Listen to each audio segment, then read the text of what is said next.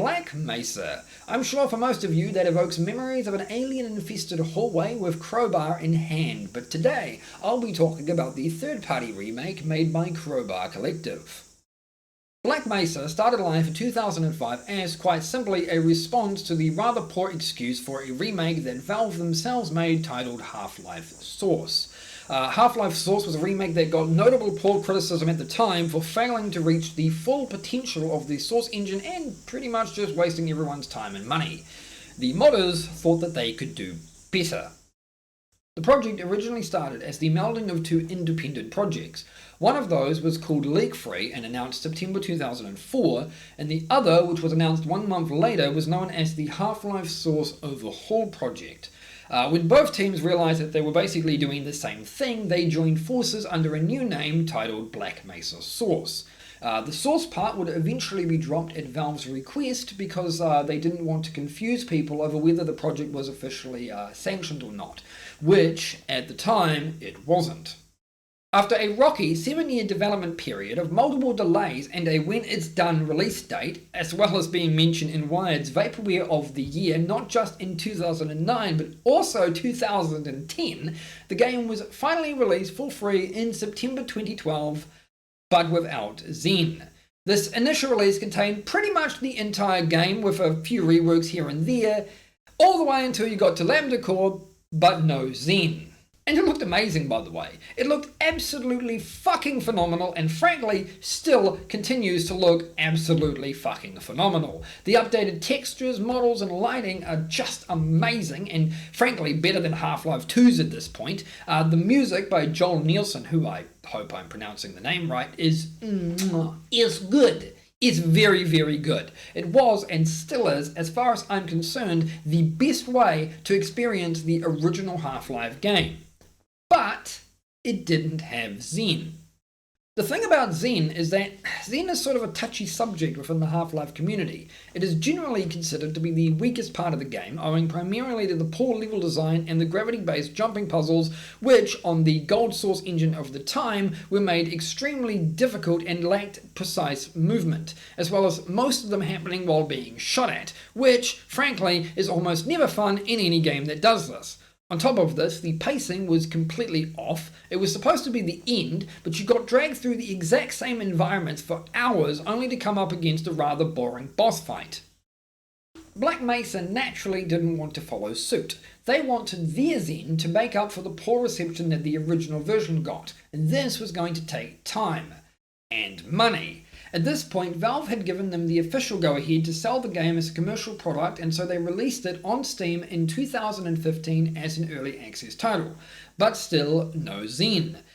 Skip ahead almost 5 years, and Black Mesa is starting to look like every other abandoned early access title, which is honestly why I didn't really buy in until the very last minute, when they finally released the full beta, which had all the content, at the end of Christmas 2019. And this, my friends, is where I'm finally going to start talking about Zen. I'm not going to talk much about the rest of Black Mesa though, because it's already been out for well over 8 years. What needs to be said has been said, and what hasn't been said probably wasn't worth saying. It hasn't changed a hell of a lot since then, and frankly, it's always been a very high quality rendition of the original Half-Life. It is ultimately Half-Life with better textures, models, lighting, sound effects, music, and now it has even brand new voiceover, including a cameo appearance by Kevin Brighting, the narrator for the Stanley Parable, among other things. As for gameplay, it's stock standard FPS fanfare. If you've played Half-Life 2 or any other shooter on the Source engine, it's going to feel pretty much the same. So, the question remains, how is it? How is Zen? Did they finally manage to top Valve at their own game? Yes, you better goddamn believe they did, my friends. Yes, they fucking did. For me, there isn't much to talk about. It's not all unicorns and rainbows, but it is 100% what Zen could have been all those years ago, and it's absolutely astonishing what the Crowbar Collective team has managed to do, even if it took them 15 years to do it. Falling into Zen for the first time is an absolutely breathtaking event. It is the single best part of the entire section and a very well crafted opening to get you started. It is, more or less, a fresh start. You retain all your weapons from before, but you start off figuring out how the long jump works, something the original game failed miserably at by slowly making your way across this broken section of space amidst an absolutely fucking gorgeous skybox. It helps that, unlike the original game, the physics of the source engine aren't complete arse and make the long jump way more bearable to actually use. From here, the progression is relatively smooth. You fight very little and make slow progress via various jumping puzzles as more and more of the harder aliens are added back into the fray. By the time you've adjusted to all the sparkly alien magic, you'll be blasted by full weirdness as the game suddenly reminds you that Half-Life is a survival horror. Seriously, this shit gets fucking weird. I know the aesthetic was formed from the original game. I know the whole biomechanical Vortigaunt stuff and the weird fleshy shit was in the 90s version too, but it never looked so damn fleshy. It's been a long time since I've played the original, but I don't remember metal plates being stapled to a floor that looks like I'm in the stomach of a whale. Or, at the very least, it didn't look this fucking accurate. Oh, and one neat thing is because it uses the source engine and all the source engine physics and stuff, we get puzzles you might have seen in Half-Life 2. Specifically, the switches and levers and shit, which is pretty awesome. But as said, it's not all unicorns and rainbows. The main issues I have is with the difficulty, and not because it's too hard, but rather because it's way too fucking easy for most of it. I think a lot of this comes from the overall difficulty of the aliens, which even in the original Half-Life just kind of paled in comparison to the military. Like, seriously, the US Army didn't lose because of a lack of firepower or skill. They lost because Zen Zerg rushed the motherfuckers, and everybody loses to that shit. The main exceptions to this are Gonarch and Nihilmph. Gonarch is effectively the source of all headcrabs, and honestly just really fucking tedious.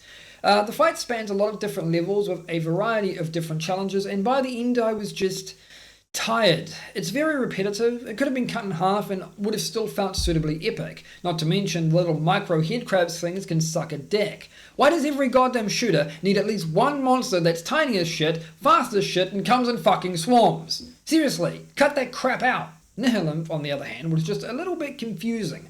Doable in a couple tries, not too big of a deal, but I spent way too much of my initial attempt wondering what the fuck I'm supposed to do. This wasn't helped by the fact that I triggered some sort of yellow pillar thing, which I thought was the proper mechanic, but I missed it and then couldn't repeat it and thought I was stuck and spent way too long trying to get that thing back again. Turns out, no, it's pretty simple. Just shoot a lot at the fucker until you win. That's basically it. I also encountered massive performance problems in one section near the end of the game to the point that it crashed multiple times while I was streaming footage for this. This was during beta 2, so I can only hope they've fixed that by now, but I couldn't find any information on the patch notes. It is also entirely possible that it was just happening while I was streaming the game, so who knows. I should also mention that Zen, like the original, is long, as in half the game long. It took me 7 hours just to reach the portal to go to Zen, and then another 6 hours to get to Nihilmph and kill him.